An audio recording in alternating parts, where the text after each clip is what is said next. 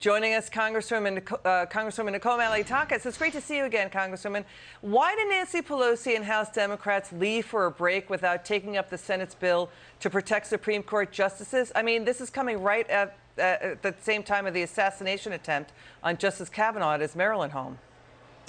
Yeah, it's absolutely unacceptable that they are not willing to take the extra step to ensure that our Supreme Court justices are safe. And it also begs the question why they have still not done an investigation regarding the breach that occurred at the Supreme Court where the leak was made. We want answers regarding who leaked that information of that draft decision. And I think the American people deserve to know that, but also to protect the integrity of the Supreme Court.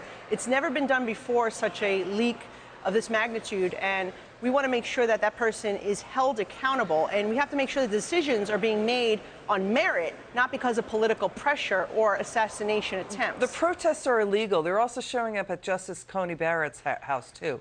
You know, the critics are saying Democrats lecture everyone about the Capitol riots, but then encourage illegal protests at the homes of these justices.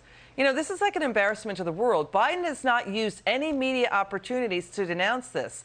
Congressman, I like your reaction to the Democrats here with their inflammatory language. Watch this.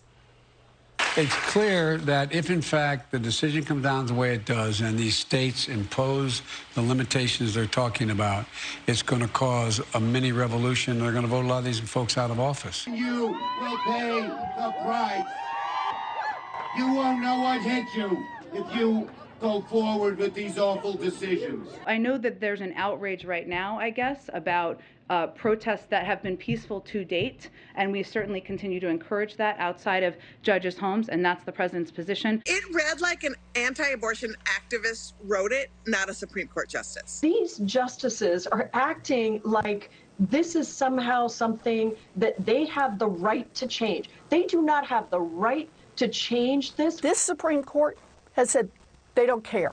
They don't care about those women. What they care about is imposing their extremist view on the rest of the country.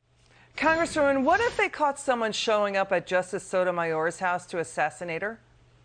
Yeah, I think today actually is the perfect day to highlight the hypocrisy of Nancy Pelosi, of President Biden, and the others. You know, they want to continue to hold hearings on January 6th, but they don't want to investigate the riots that took place in our cities. They don't want to investigate threats against American Supreme Court justices. It really just shows the height of hypocrisy and the double standard that we're talking about here. Nancy Pelosi has a full security detail. So does the president. So why our Supreme Court justices, when you know that they are receiving threats, to not protect them? And I'm saying all of them, the Democrat-appointed ones and the Republican-appointed ones. I think that's what a responsible Congress would do at this point. Yeah, you know, the other thing, too, is we're tracking this story that it's not just Chesa Boudin that the far left is worried could get kicked out. It's Los Angeles DA George Gascon, Chicago's Kim Foxx, Larry Krasner in Philadelphia, and Marilyn Mosby in Baltimore. They've been weak on crime. They've been accused of that. We've got attacks on pro-life pregnancy centers in Buffalo, New York, outside Buffalo, D.C., Washington State, Maryland, also Wisconsin, North Carolina, and Texas. Congressman, I'd like your reaction to Judge Esther Salas. The New Jersey federal judge was on Fox News. Her son was killed in a targeted attack on their home. Watch this. I mean, we just saw Judge Romer assassinated in Wisconsin last Friday. When is it going to stop? When are the members of Congress going to lead, which means lead in a bipartisan way? This country is in trouble. Democracy is in trouble. And we need to have our leaders stand up and say, we're going to lead, because the rule of law isn't the rule of law for just Republicans. The rule of law isn't just the law for Democrats. The rule of law isn't just the law for independents. The rule of law is the rule of law for all of us. Our justice system is in trouble. And judges stand on the front line protecting democracy. Your reaction? And I give the judge a lot of credit for her bravery to come forward after what has happened to her family. But she's absolutely right. We need law and order across the board. How many people are getting stabbed, shot, shoved in front of a subway in my city, being killed?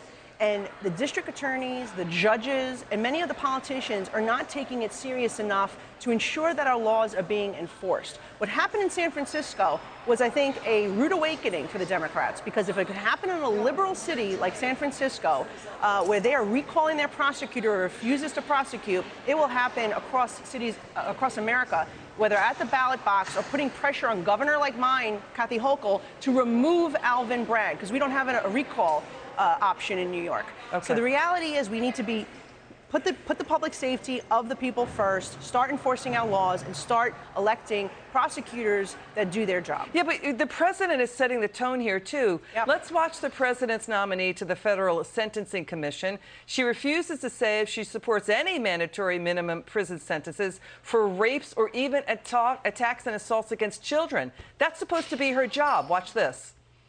I don't have a position on mandatory minimums. You did have a position in 2013. You signed a letter. I've read it to you now multiple times. Senator Blackburn read it to you. I'm looking for a yes or a no. Have you changed your position, or do you still believe that there shouldn't be mandatory minimums for these kinds of crimes against children? You make recommendations. I'm asking you if you think that there's any crime, rape, for which there ought to be a mandatory minimum, because you said earlier there shouldn't be. I'm astounded by that. Thank you, Senator. If I'm confirmed, I'd like to make an informed recommendation on that after consulting. How am I going to make an informed judgment on voting for you if you won't tell me what your positions are?